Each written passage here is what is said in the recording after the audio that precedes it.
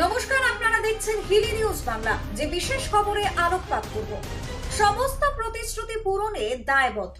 কুশমন্ডির উন্নয়নে দ্রুত কাজের বার্তা দিলেন বিজেপি বিধায়ক তাপস চন্দ্র রায়। শপথ গ্রহণের পর প্রথমবার কুশমন্ডিতে ফিরতে বিজেপি নবনির্বাচিত বিধায়ক তাপস চন্দ্র রায়কে ঘিরে উচ্ছ্বাসে ফেটে পড়েন দলীয় কর্মী সমর্থকেরা। ফুলের মালা, আবির এবং মিছিলের মাধ্যমে তাকে উষ্ণ অভ্যর্থনা জানানো হয়।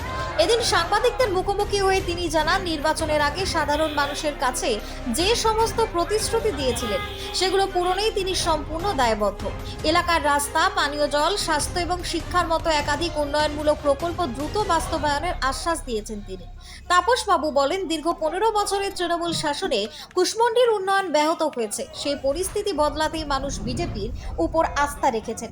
আগামী দিনে উন্নয়নের ধারাকে আরো এগিয়ে নিয়ে গিয়ে কুশমন্ডির মানুষের প্রত্যাশা পূরণে তিনি সর্বতোভাবে কাজ করবেন বলে জানিয়েছেন বিধায়ক। Bureau report, Hili news Bangla.